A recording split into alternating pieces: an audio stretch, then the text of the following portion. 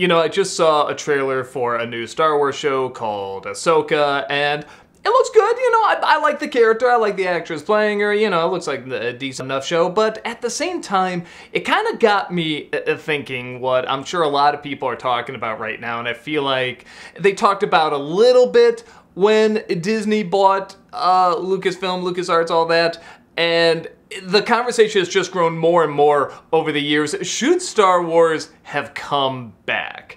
And it really got me thinking about it, because I'm someone that grew up on the original 3 movies, enjoyed them a great deal, and I was there when the prequels happened, and I was also there when, you know, Disney bought Lucasfilm and started doing this whole brand new trilogy and other shows and stuff like that. And it's a good question, because Star Wars has just so left a major impact on media, and just really impacted so many people. Have gone to film and storytelling and sci-fi and all that stuff. I mean, it's just a huge phenomenon. So it really got me thinking, does this make sense to keep it going, and what has the results been ever since Disney bought it? But at the same time, I didn't want to just do the Disney thing. I wanted to really split up into 3 parts. I want to split up into the first original trilogy, and then sort of the prequel trilogy when Star Wars kind of came back, because there were a lot of spin-off shows and stuff around then. And then, of course, when Disney bought it and the outcome from that, because I think it's interesting to talk about, because I do really like Star Wars. It definitely had an impact on me as well. I quote it like everybody does. I don't think I'm a die-hard fan. I'm not someone that, you know, sees it as like scripture or anything like that, but I am someone that likes to talk about. I like, you know, the callbacks to myths and fairy tales and lore and legends. I mean, it just sort of everything that connects to classic epic storytelling is kind of in Star Wars, or at least is supposed to be in Star Wars, and I find that fascinating. How much do you change? How much do you leave alone? How much is a callback? How much new additions do you add and stuff like that? And all of that's really interesting to me, and everybody seems to have a different answer to it as well. So I kind of want to talk about it a little bit here in just this little Doug Rambles video, which of course starts with the original trilogy. When the first film came out, it was a smash hit. I mean, nobody ever saw a movie quite like that. I think most people know, or I mean, there's been a ton of videos made about this, about how the film was kind of saved in the editing, and if you see the original script, the original cut, it's very much like the prequels and The Phantom Menace. There's a lot of unnecessary dialogue and talk of, like, you know, government stuff and strategy and political discussions that are not needed in a story like that. It definitely leaned much more into sort of the myth, the fairy tale element. I mean, there's literally a princess that needs to be saved in this story, and there's space knights with laser swords and stuff like that. But obviously what grabbed people outside of the obvious stuff that would grab kids, you know, again, just sort of space battles and dogfights with little spaceships and stuff like that in the stars, is this element that does tie back into these classic stories that we always connect to the hero's journey, as a lot of people call it, you know, again, classic myth and so on and so forth. And a lot of the archetypes are there. So I think that's one of the reasons it's lasted so long and so many fans do appreciate it so much, even years after seeing it, because there is that connection to all these classic stories that do tie into these great journeys, these great epics. I mean, it's literally the definition of epic, isn't it? I mean, just these stories that really reflect what a lot of people go through, but it doesn't just tell, whatever, a person going through rough stuff in life. It tells it in a way where it's this grand epic story, this grand adventure, where the people are going through similar emotions that, like, we go through in everyday life, or just the whole human experience, pretty much, this big drama that happens, but it's done with these incredible visuals of space monsters and evil villains and stuff. So you got a few spin-offs that came from that, with varying results. I don't think I would say any of them were really that great. We have the holiday special, we have Droids, which I never did see. I heard it's not awful, but it's not great either. I actually grew up with the Ewoks cartoon. That's how I got into Star Wars. I discovered it through the Ewoks cartoon. I saw the Ewoks movies, which are a little bit of fun, but also kind of scarring if you keep watching them. If you get to the second film, you've seen the movies, you know what I'm talking about. And then I discovered, you know, the Star Wars movies from that, so I'm definitely not going to say that's high art or anything. Well, you have to be high to consider it art, but you know what I mean. And I think that was about it in terms of the spin-offs at that point. There really weren't that many. Then we had what I guess you could argue was the first time people really started to, I don't want to say turn on Star Wars, but definitely had this reaction that was not 100% positive. You know, it wasn't scripture anymore. It was something where you kind of go, oh, like this can be damaged. Star Wars can be damaged. And that was the release of the special editions, which, like a lot of people, I thought was a cool idea and it was neat to do, even though I didn't agree with everything. Obviously, I'm not gonna like Han not shooting first and stuff like that for all the reasons people say, you know, that doesn't work. Even Lucas made jokes about it later. But that wasn't really the issue. The issue was that the original series was not being seen in its original form. If you want to get super technical, the release of the first movie didn't have episode 4 in front of it. That was done when I think VHS was released. So even from the beginning, Lucas was changing things and acting like, no, it was always like that. And my thought is your thought. I mean, like, this is preserving film, preserving what was originally there, the original effects. Why did this have such an impact on people when it first came out? Wow, isn't it funny how these effects were so mind-blowing at the time, but now they're kind of fake?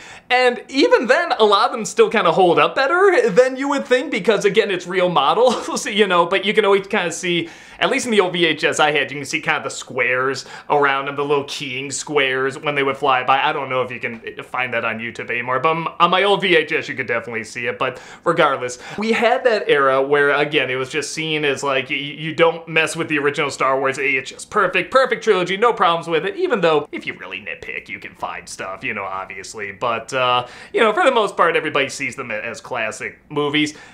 And then we hit the second era, the prequels coming out, and of course this went through a whole bunch of different reactions, most of them negative. First start off with, as a lot of fans would describe it, being in denial, that no, this is really good, Phantom Menace is really good, I gotta see it again, I gotta let it sink in and really think about it. And the more they watched it, the worse it got. You know all the problems, Jar Jar, midichlorians, you know, all that stuff, the hokey dialogue and hokey acting. Everyone just let George do whatever he wants. Everyone now, I mean, just famously makes fun of in terms of the lines and the dialogue and stuff, but I guess they're getting kind of a resurgence, maybe because the younger audience that watched it and grew up with it and liked Jar Jar and the crazy antics and everything have a fond nostalgia for it. And I don't know, you can like whatever you like. I mean, I always say that all the time, but I mean, like, I feel like you know why a lot of people don't like these movies. I have a little bit of a soft spot for Revenge of the Sith. There's a lot of things I enjoy in that movie. Like, that one almost works, but even I, despite watching it several times and enjoying a lot of it, I can point to why this movie really technically does not work. I think most people can. But with that said, there was also the spin-off series that came. Well, I started off with a spin-off movie, The Clone Wars, and it became a series, and the movie was not really loved, and you can see why. It was supposed to be a little TV movie to get the show going. It was a pilot, and as those go, it was serviceable, it was fine, but as a movie released on the big screen and everything, it didn't work, and it's very obvious why. But if you watch, like I did, if you watch the series first, Clone Wars, and then go back and see that movie, it is interesting. It is kind of fascinating to see, oh, like, this is the first meeting of these characters, and this is the introduction of this character that become iconic and stuff like that, so that's kind of neat. The Clone Wars really took, as tons of people have said, really took the ideas and the visuals and everything else that the prequel series was apparently trying to do and really made it work. It showed Lucas's vision in a way that made sense and was kind of epic and really took it in an interesting direction. And that's no small feat, in my opinion, because there's so many choices in the prequels where people just scratch their heads and what was he trying to do?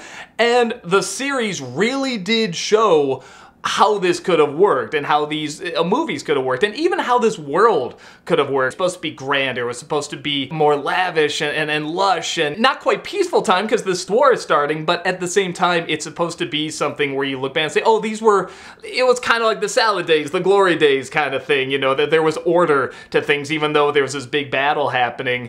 but then, you know, Empire takes over and everything then becomes kind of this more dirty, colorless world that's kind of fighting to survive. It's much more militant and doesn't have much fun, and the dark side's very dark and, again, doesn't have much color to it. This series kind of showed how that happened, why it's important, why there are people you should care about, and just the sad contrast to what it's going to become that we later see in like A New Hope and Empire Strikes Back and so on and so forth. But everything was kind of this focus on, you know, the prequel universe. There wasn't really anything talked about that happened after Star Wars, with the exception of the Timothy Zahn books, which I did read the first one. I greatly enjoyed, and I do remember having a fondness of it, but it was always kind of debatable. Is this canon? Is it not? And actually, I'm on that point. There were also Star Wars games that came out that also explored the universe kind of before the prequels came out, and they were pretty cool too. I remember really having a good time with them. They were made by LucasArts, and they were very, very well done, so it's not like there wasn't anything else explored with the universe after Luke Skywalker and all that. Pretty much the sum up was, the prequels sucked. I think most people still agree on that. If you like them, fair. But at the same time, there were good spin-offs that came from it, like, you know, Clone Wars, obviously. So then we had Disney buy LucasArts, buy Star Wars and all that. He pretty much sold it to them. And they said they're going to do a whole other trilogy. They're going to have other movies, other shows, and stuff like that. And we got it to varying degrees, varying results. The new trilogy that came out following Rey, Force Awakens, and Last Jedi, and Rise of Skywalker. I think most people, again, the keyword being most, there's definitely people that, you know, have passionate thoughts about it. Most people are on board with Force Awakens was pretty good. I had issues with it, I think like a lot of people did. I thought there was a little too much repetition in it, but it added just enough new elements, and even elements that were supposed to be kind of from the other movies in there, that I found interesting. But as it went along, I think everyone agreed, well, okay, cool, that's the, we can do this not like the prequels, awesome. What are we gonna do after that? And then we got Last Jedi, which just divided people like pretty much no other film, man. I can't believe how split people were on this. I liked it, though it is one of those films where the more I think about it, I have issues with it, especially what are you gonna do in a third film after this? I mean, this was almost told like the third film, so it was kind of a strange choice to go that direction and build up a lot of things in the movie prior and then just kind of toss them out and not replace them with anything. But there was enough I really liked in it. I liked Rey, I liked Kylo Ren. I liked Grumpy Luke, I liked doing that, and I see why people would kind of be angry at that, because Return of the Jedi had a nice ending where it looks like everything's gonna live happily ever after. Again, there's this fairy tale element that goes through a lot of these. I can see why people wouldn't like that. I like that kind of stuff. I like seeing this iconic character kind of hit the real world, hit this reality, you know, hit this hard wall that kind of just hits you in the face. And, you know, they did this in Dune. Looks like this is the Messiah story. It's got the fairy tale ending, but then as it keeps going, reality kind of sets in a little bit more. I find that interesting because I like the question, what's after happily ever after? But I see why people wouldn't get into that and would feel kind of betrayed and angry at that. The issues I had was more the other stuff in the movie, like the space horses and stuff like that, but whatever. We had the third film, I guess most people didn't like, and can you blame them? It's trying to, you know, tiptoe to the fans and be like, you know, hey, no, the second film, that didn't happen. We saw you were angry, so we're gonna just write everything like we think you want to see it, and it totally backfired. Most fans, like diehard fans of Star Wars, and even just casual fans of Star Wars, really don't like Rise of Skywalker. Again, tons of videos done about why it doesn't work and everything that was being built up in the first film and then kind of being built up in the second film. I mean, all of it's just dash, and they just do this chicken shit cheating way out that doesn't feel warranted, doesn't feel justified, and maybe if the film started out with this idea of where it all goes, it could be interesting, but they didn't. They just threw this stuff in at the last minute, and it felt cheap, it felt lame, and I don't like it for the same reason most of you don't like it. So that was kind of a shame, but at the same time we had these other I mean just tons of spin-offs, both movies and shows coming out. We had Mandalorian, which was just a huge hit when it came out, and everybody was on board and wanted to know where this was all gonna go. They immediately liked the idea of this bounty hunter looking after this baby Yoda. You know, I mean, it's just immediately a visual that everybody can enjoy and like, but that series eventually went in a direction that I wasn't the biggest fan of it, but I didn't hate. I think with Boba Fett, as soon as they had a section of that show where it showed Grogu comes back, even though they gave him a totally satisfactory ending, I think that was a mistake, and it resulted in a third season that, again, I thought was fine, but Mandalorian should be better than fine. It should be, like, riveting and exciting. You don't always know where it's gonna go, and again, you had kind of this core focus with the other two seasons with, you know, him looking after Grogu, and then you kind of have them semi-meandering in the third season, which is always going to be a little bit in Mandalorian, but again, it felt like sort of the main focus is, oh, it's back to the status quo. We know you like seeing these two together, so we're just going to do that again, and they're going to look for something to do, and that's not as riveting as, like, you know, what is the story behind this child? Where does he belong? Where is he going? I mean, we know he looks like Yoda, but why? What's the story, and what's his future gonna be? And the same thing with him, with the main character, you know, Mando. You know, we want to see more of his backstory and where he's gonna go. He has a lot of callbacks to, like, Westerns and other things that were also in Star Wars. You had that kind of go a direction that some people hate. I didn't hate, but I didn't think was super satisfactory after a while. You had Rogue One, which I don't know anyone that hates, but people either love it or find it okay, and that was the first of these spin-off movies that was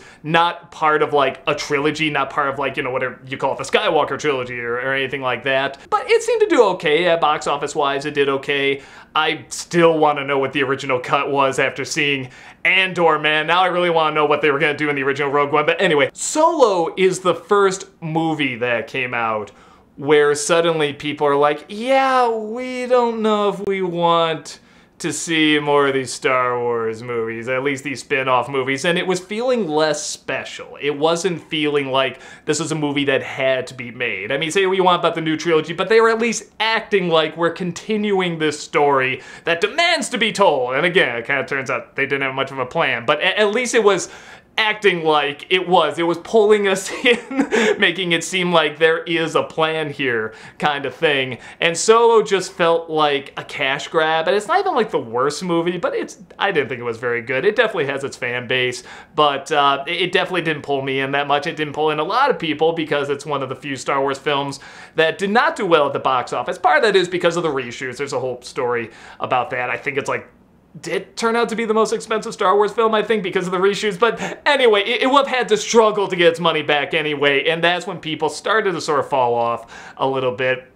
And then we had other shows, like we had Star Wars Rebels, which took a while, but I did eventually get on board with. I think a lot of people were angry at the time because they wanted to see more Clone Wars. They wanted to see that continue, but then instead they did this other show, and again, I personally don't like the first season, like, at all. I really don't like the first season, but it gets good. It comes around to a point where they actually do tie it into a lot of Clone Wars, and then they also give Clone Wars a final season as well, which was nice to see. And you have this idea that they're trying to just kind of throw anything to see what sticks, which in some ways is interesting. Like, you have this Star Wars Visions, where it's a collection of short films in different styles that really try to get in this universe more, but look at it from different points of view. I like that. But then you have something like Obi-Wan, which I didn't get into. Well, let me put it this way. I got into how bad it was. I did not think this was a good show, but at the same time, you can tell they're trying to just sort of capitalize on, well, you remember, you know, there's nostalgia for the prequels now. Let's bring in Ewan McGregor as Obi-Wan again. Let's tell this story that, again, I feel like a lot of us feel like doesn't need to be told. And you also had Book of Boba Fett, which was a show that everyone sort of agreed didn't need to exist because we already had Mandalorian, which was already kind of a Boba Fett show. So that, again, wasn't awful, but didn't really pull in that much. interest from a lot of people. It definitely didn't make people say, ooh, I'm excited for season 2, you know what I mean? You got Tales of the Jedi, which I'm not gonna lie, I often confuse for Star Wars Visions. It's like, oh yeah, just sort of these short films around Star Wars. I kind of got to remind myself like these are two very different things, but I have to admit I haven't gotten through all of that yet. I gotta finish it. I hear it's decent. But then you have something like Andor. Andor, I feel like, is what a lot of us were expecting more of from Mandalorian, or just Star Wars in general, where it sort of takes the idea and it stays with the meat and grit of Star Wars, but it kind of takes it in a new direction. It takes it in this kind of spy-like direction where everything is much tougher, much meaner, much more adult. I don't know what kids would enjoy Andor, because there's a lot of sitting down, discussing strategies, but not in a way like the prequels did, where just Jar Jar would come in and do some crazy antics or really stilted acting, right? I think it was much more like Game of Thrones, when that was really great. Thinking 10 steps ahead and constantly asking, why are you fighting for what you're fighting for? Why are you letting this just destroy so much of what you are? But that can also help create more of who you are and bring out more of who you are and stuff like that. I mean, just all these great things that we love seeing in epics, going more to the bad guys as well, and them kind of asking why are they doing what they're doing, and people in between trying to figure out why they're doing what they're doing, and kind of taking like what worked in the Clone Wars series and really sit in this dread, just this uncomfortable world that has been created where you know you can kind of be found out at any point. Again, very spy espionage-ish, and just really create something that I thought was really exciting and fascinating and just kept my attention the whole way through, but in a different way that the other Star Wars properties didn't do, but is still Star Wars. It's still something you look at and recognize as the same universe. That got me excited again. So I think that's kind of everything Star Wars that, you know, we associate with kind of those three eras there. The original Star Wars trilogy, I think everyone can agree that was handled pretty well. Of course, you know, you can nitpick stuff and everything, but, you know, it was handled pretty well. The spin-offs, not so much. Again, the holiday special, Droids and Ewoks, which again, I'm not gonna act like Droids and Ewoks was awful, but it's definitely, it's not Andor. You know what I mean? It's not something that the quality of the trilogy kind of thing. Man, I should not badmouth Ewoks and Droids apparently, because God doesn't like that. Again, just more thunder here. But then with the prequels, I think most people didn't like the prequel series, but they liked the spin-offs. And the spin-offs had to work for it, which I really like. It had to kind of slowly win people over. It started off on a bad step with the animated movie, the animated Clone Wars movie, but slowly it won people over and word of mouth and everything. And that's really cool to see. And then you do have the new trilogy, which starts off, I think most people agree, good, and then gets bad. And the spin-offs have a lot of varying degrees of good and bad, but the main issue that I think Disney is having right now in general, and I think that they're gonna have to fix, is they gotta scale back. They threw out too many things trying to see what sticks, which I kind of appreciate the variety of that, but at the same time, they're not feeling special anymore. They're not feeling like a lot of thought is going into this universe. They're kind of just throwing at the dartboard and seeing what sticks, which again, a part of me does have respect for that, because I like getting more content. I like experimenting. I like trying new things. Some things are newer, some things are just trying to hit the nostalgia again, and I appreciate that, but it is too much and it's feeling less special. But at the same time, when you see something like Andor and you say, man, if that was made during the prequel era or even the original trilogy, would that have been greenlit? And I don't think it would have. And even people that like Rogue One, would that have been greenlit during the time of the original trilogy or the prequels? I don't think it would have. So there is a part of me that appreciates them trying to throw out more stuff, but it kind of depends on how personally you take canon, I guess, and how many things you have to accept. Nope, this is just what happens in this universe. And I mean, God, how many times have you heard somebody say, Star Wars ruined my childhood? Like, and I always say, if that's gonna be like your bar, if that's gonna be your childhood, you never had a childhood worth fighting for. You know what I mean? Like, if you're gonna put all your eggs in that basket. But I know what people are talking about, where they're like, man, this felt special. This felt like intimate. Even though it was a giant, you know, a Hollywood movie and everything, it felt like a person's vision. But the truth is he did have help, and we saw what happened when he was allowed to put out whatever he wanted with, like, you know, Phantom Menace and everything. And even with that, though, as I said before, there is something fascinating about seeing just a pure vision. Even if it's awful, it's this guy's vision, and that is fascinating to me when nobody steps in and says, you know, you might want to change this and that. So that is fascinating. At least that's more fascinating to me than when just a corporation comes in and writes a movie, which is kind of what happened with the new trilogy. And again, started off okay, and then just kind of got worse and worse the more and more you felt like, you know, the studio panicking and let's just try and make something that makes money kind of thing. So it's varying degrees, but I do say that if you're someone that really, like, lets it hit hard when something doesn't work in Star Wars, and you hate that you have to accept the fact that this is canon and this is what happened in this universe and stuff like that, man, are you gonna have an uneasy relationship with this property between the original trilogy, the prequels, and the new trilogy, and all the spin-offs and everything. My takeaway, personally, is that I like seeing what works in them, because again, if you have to tell me, well, if Disney, you know, buying Star Wars was a mistake, or Lucas doing the prequels was a mistake, if Lucas doing the prequels was a mistake, we wouldn't have Clone Wars. If Disney buying Star Wars or Lucasfilm, all that, didn't happen, we wouldn't have Mandalorian, and we wouldn't have Andor. And who knows, maybe Andor will go down the same route as Mandalorian, will kind of, like, you know, become a little lame or stale or whatever, but then, like, something else might take it over, which can be interesting. So for me, maybe because I'm a little bit of an optimist when it comes to this stuff, I do see the value in Star Wars coming back. Is it the majority of things that worked in it?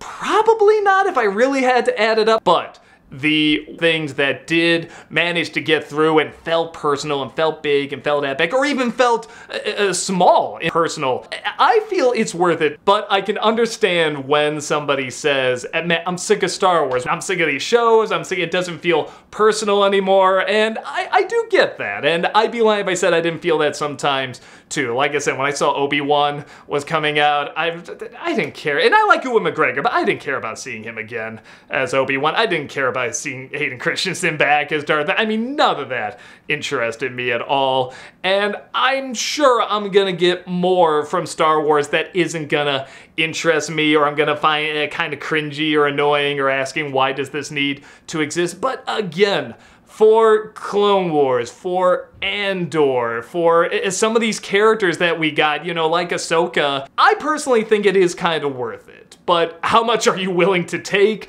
of this property having too much done to it? You know, like if you hear somebody goes in to get, like, you know, a little work done on their face, it's like, oh, I don't know if I would do that, but, you know, okay, I guess I can see it. But then when they just keep going back and having the face worked on more and more, they look more plastic than flesh, you kind of go, you know, at some point, you gotta stop, and you gotta say this is probably too much. But I don't think we're there yet, because I do think there's enough things coming out that really do have a weight to them and have an importance to them. Again, there's so many speeches in Andor that I feel like are always gonna stay with me. There's so many visuals in Mandalorian that I feel like is always gonna stay with me. And there's so many, episodes and stories and characters from Clone Wars that I just feel like, man, I can't let go of this. This is always going to be, like, a big part of Star Wars to me. And even Star Wars Rebels, when they go into more of the stuff with Clone Wars and everything, it's like, man, that's always going to be some of, like, the biggest, grandest stuff in Star Wars ever.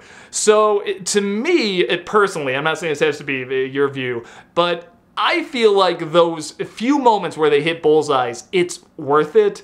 But yes, it is a pain to suffer through all the things that do not work. I'd love to know your take. Do you feel like, you know, Star Wars is just ruined because Disney bought it, or Lucas tried to do the prequels? Because again, how many times we heard, you know, George Lucas, you know, destroyed Star Wars. He made Star Wars and then he destroyed it. Although now it's switching around, like you should have just left it with Lucas and stuff like that. I think the bigger question is, what do you find the most valuable after the original trilogy? If you can make, like, your perfect list of what to keep after the original trilogy came out, what would it be? You know, because again, mine would probably be like, well, clearly the holiday special. No. You know, clearly Andor. I would still keep Mandalorian, even though the third season was kind of wonky. Clone Wars, I guess Rebels, kind of for the stuff they work in with Clone Wars. Again, it kind of took a while to get to the good stuff. And I guess parts of the other two trilogies, the prequels and the newer trilogy. Man, if I could just clip that up and, you know, to only keep the good moments that I like in there, I would love that, because both of them have really great moments, both the prequels and the new trilogy, but I think we all kind of know they don't work as a whole. But again, what do you think was worth keeping after the original trilogy? Maybe nothing. Maybe you're like, no, it should have stopped at the trilogy and nothing else should have been made, which, you know, I would see that. I would see wanting to keep that kind of purity there, but I feel like most of you have something, at least one thing after the original trilogy that you say, man, this was worth it. This was worth all of this other lame or non-impressive stuff coming out just to get whatever, this character, this show, this moment. I'd love to know what those are for you. And that's about it. I'll see you next time. Take care.